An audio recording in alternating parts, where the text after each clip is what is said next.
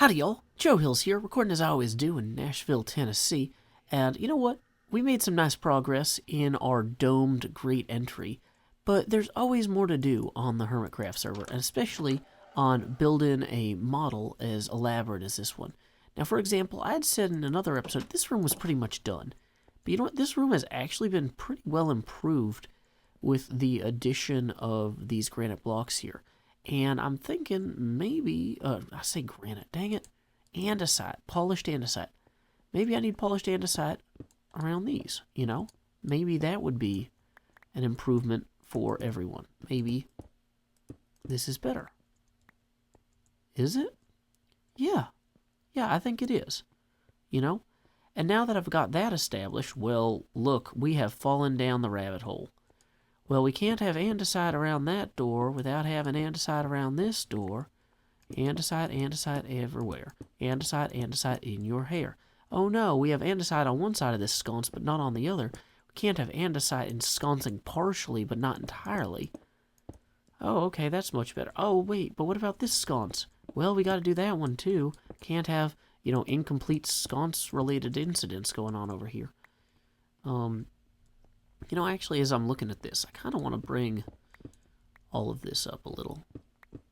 Oh, is that going to break something? Well, you know what? This isn't Facebook. We can move fast and not break things if we want. Or do the opposite. Whatever. It's our choice. No one's here telling us whether they like it or dislike it. As a side note, feel free to like or dislike this video in the comments and leave your opinions. Okay. Eyeballing that, that's terrible. This arch needs to be more like, you know, dang it, where's my polished andesite at? This arch needs to be more like that, and this. It's going to complement that door a little bit better, and, yeah, kind of leads up to these stairs better. So that is an improvement. I'm also thinking maybe I should make that start a little higher, just as a, because there's nothing on the other side of that wall. So having that so low was just visually distracting coming through here. Also, in terms of like having folks go down this way, I'm not sure that there's really a strong benefit to having that blocked off entirely either. So that kind of creates a more consistent stair-related experience here. So we can just kind of come in like so. Yeah, see, this is feeling better already. So let's go ahead and just bring that up another few blocks. Dang it. So that this is kind of even on both sides.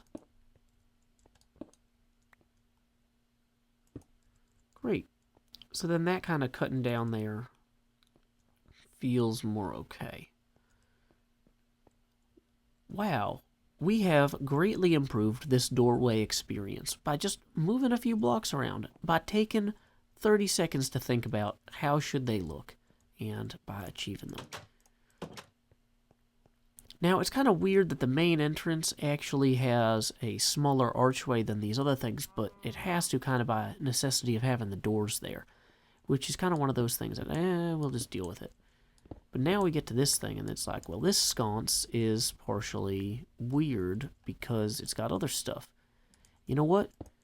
No time to think about it. Oh, wait, we should have taken time to think about it because we started placing the wrong blocks. Making mistakes is clear evidence that you're doing something wrong, you know, just as a hint. It helps. So, yeah, we're going to make this one more like that other one. We're going to go up here like so, then over 3, and then gently ensconce this fair soldier here. How did I do that on the other side? Did I have... Yeah, I had the extra headroom. I just kind of felt like that felt better. It's hard to tell sometimes, but yeah. Whoops.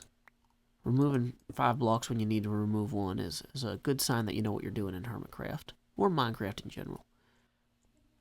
When folks arrive in room K25, the audience hall, the king should be like seated back here with his back to them because, you know, not only does he not consider them a threat, but he doesn't really care about them. And this room will have a very high ceiling, which, okay, yeah, we're almost there on that. Needs to be covered in cobwebs. That part we haven't achieved quite as much. But like, in the same way that we framed those other doors downstairs with the andesite, I feel like framing this window might have some value. Like, just coming through here, this is supposed to be a window with broken stained glass in it. You know what? I know how to make some broken stained glass, and in fact, I've already done so. But I didn't exactly do my best to frame it appropriately, and that, I think, causes the whole work to suffer a little bit. I'll admit that. Not everything I do is going to be perfect on the first draft. That's why we do a second draft or a third draft or, an interminable number of drafts forever. Ooh, actually, it might be time to additionally draft in more blocks here, because I'm pretty sure that one's actually supposed to look more like this. So, that's unfortunate, though, because I was thinking, like, if I did this entire archway here, let's just kind of go through and finish the window first, but, like, the archway next to this window could maybe also be done in andesite. But for some symmetrical purposes, we would need to have kind of a, like, this wall out here is going to be exposed.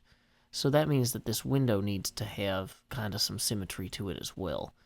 So if we wanted to have this lowest block here also be andesite, then this block needs to be andesite, which is kind of weird. And I'm not sure it's entirely necessary even. Like, maybe the trick to this is we only do these 3 blocks in andesite on either part of this, and we don't do the bottom block. So that way, for whatever reason, I don't know why this is so silly, but it is. And we'll just kind of come through here and knock these out like this. We leave the top part as normal brick, but we still have a nice little break in that that's kind of repeated across here. Now this wall is also going to be a shared wall, so maybe it's going to be pretty weird that this wall is just also a different kind of texture. But honestly, anything that breaks up the monotony might be valuable regardless. So let's just leave that for now.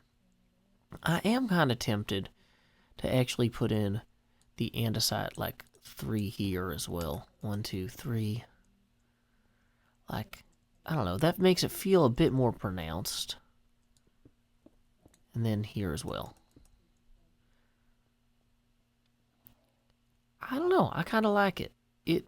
It works in an interesting way. Now, I almost want to put andesite then, like, down and around this door, and this gets all weird. Because you know what? We are out of andesite anyway. So, no sense in really continuing on that, like, logical thought. But if we go through this room, we're going to reach the King's Accountant's office. And I realized that this office is actually pretty much not very done. Like, we have a lot of walls here that are, like, thoroughly incomplete. We've got kind of this part of this cylinder here that it intersects. And then there's actually supposed to be a stairwell that goes down to here. And that's stairwell K21.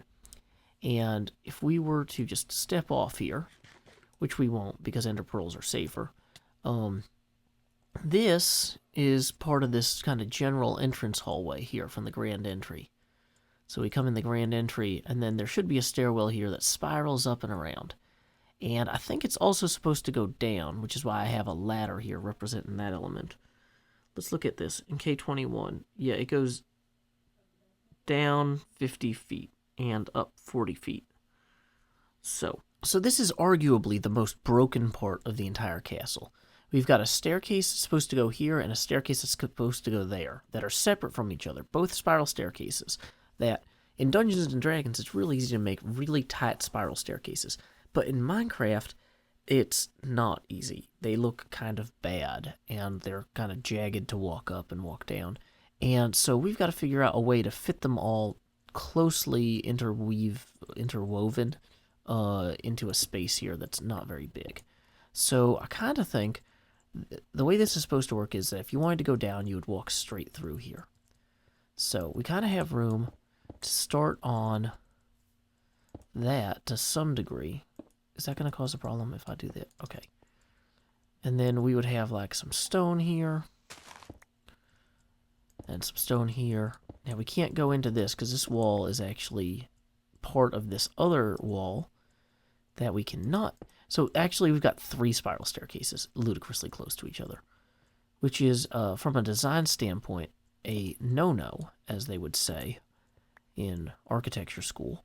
So we've got 3 architectural no-nos, really, really close. And we have no clear plan to contain or interoperate them. But the thing about interoperation is it only sounds scary if you understand that systems are complex and require like a comprehensive understanding of them to master them. If you are just going to throw blocks down and build a spiral staircase, you might be able to get away with it sometimes. And that's what we're going to try and do today, because yeah, this is kind of a lot. You know, maybe if I did this with half slabs, in some ways it would be easier because the slabs wouldn't be directional. But yeah, so this is the staircase here that I don't want to hit.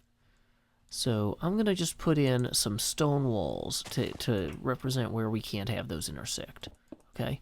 So we got to have a clear thing here as a divider. Whoops.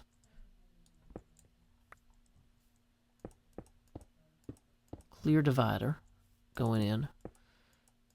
And dang it. Why is it so hard to do this? No part of this is individually that complex. But somehow we are dealing with an emergent complexity, which a lot of people agree is the worst kind of complexity because you didn't really plan for it or budget for it. So we're going to come in here. Why don't I have a shovel? Then I'm going to be asking, why don't I have a pickaxe? It's always something, guys. It always is. Okay, so I think I'm going to go ahead and get some of these stairs laid, and hopefully this whole area here will be a lot better. Because, like, this accountant's room isn't going to get done if we don't have walls in. This, like, hallway here is, like, the 3rd room in the castle that people visit, right? So, we've been doing all this work on our entry doors here. This foyer is looking way better. I'm happy. It's a better foyer, you know. Great entry hall, looking better. But then when they immediately go in the first room they're supposed to go in, this is a mess.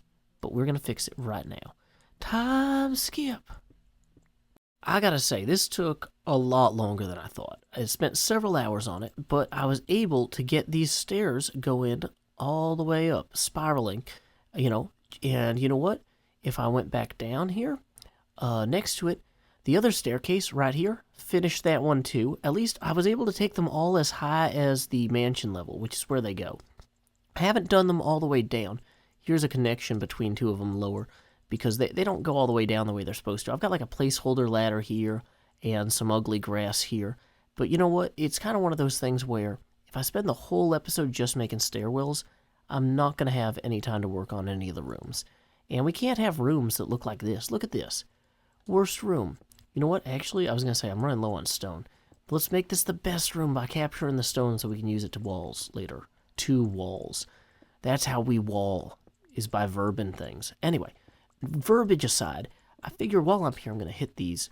But this room is going to be an interesting one. We actually want to use bone blocks for most of it because it's going to be called the Hall of Bones. And it's going to have like a bone dragon skull and stuff when we're done. But you know, not every visitor to the castle is going to make it this far. Realistically, if we are trying to prioritize which rooms are going to get the most immediate attention, you know, that 3rd room, that little hallway that connects the grand entry and the dining hall, I know I've said it like 100 times, but that's a pretty crucial room. This ladder doesn't go anywhere anymore. It just is the connector for this. So yeah, this hallway right here. The ceiling's all messed up because we've got the original part of the cylinder from when we were constructing the tower. This nook doesn't look right because the ceiling's off. Basically, a lot of our problems here come down to ceiling-related flaws. So, what I want to do is come in here and start the ceiling at about 5 blocks up. And in the book, it's described as vaulted. And so I figure what I'll do is I'll kind of vault it along here. Whoops, too high. Yay, I recovered that block. I was worried I wouldn't. And we'll have another one kind of come out this way. Whoops.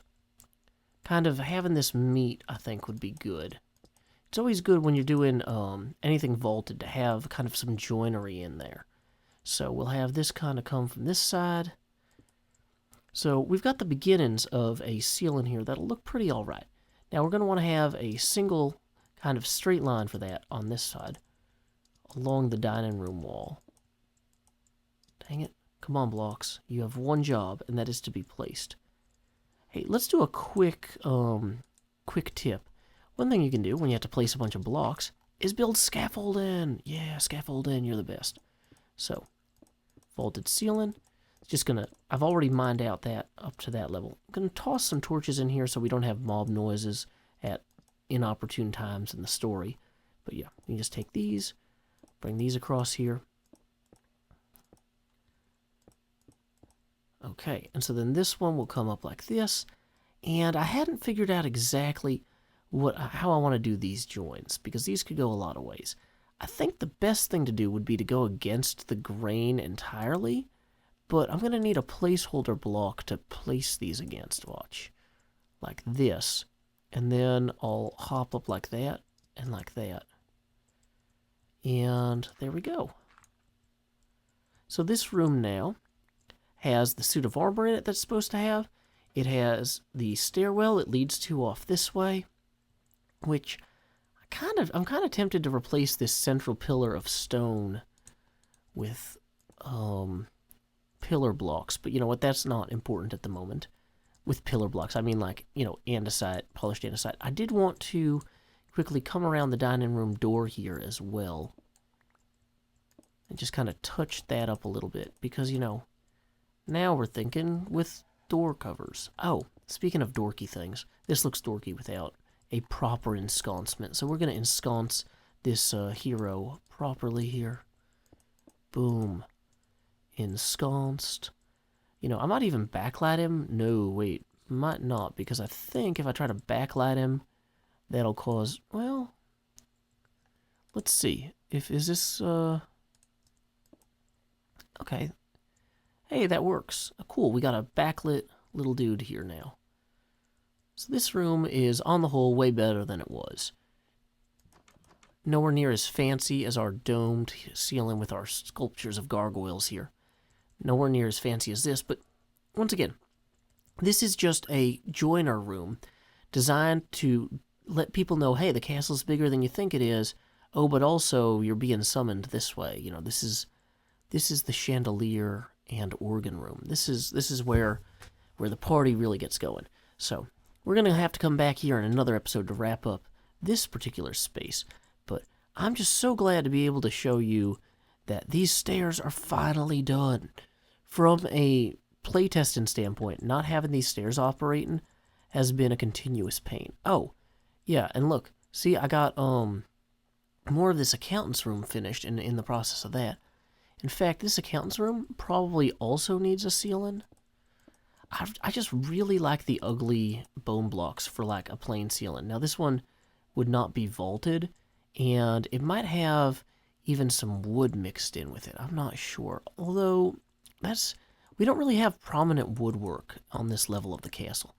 So why don't we just kind of come through here and just clean up. So this mess, all this garbage that you can see up here, that's all like structurally necessary for me to get around while I'm building. But you know what? If I bring a playtest group through here, they don't need to know that's there. They don't need to see that. Let's just get this knocked out of the way, you know? This is why we steal bone blocks from Mumbo Jumbo. I say, checking to make sure he's not online on the server to hear me. Boom, look at this. So, I mean, once we get this accountant's room full of the wooden desk and the bookshelves and everything else, it'll look way better. But, yeah. Oh, what's that? More andesite around the doors? Yes, you are welcome. I will do that. This is supposed to be a pretty minimal door anyway. And so then we can kind of do this one as well. Okay. Oh, this is already looking so good. Once we get the decorations in this room, it'll be better. But it's playable now. It's at least, it doesn't look like complete garbage, which is a crucial step in any construction process. Now, I'm looking at these doors, though, and I'm thinking, should I have the full arch around them with the andesite? Because that kind of breaks the mechanic of not having the andesite there or there. You know what? Here's how...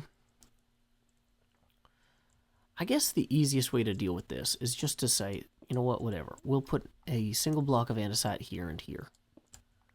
we will enclose this in this way. Although, wow, that's going to make the whole thing look really off balance from outside. It's going to make that look weird.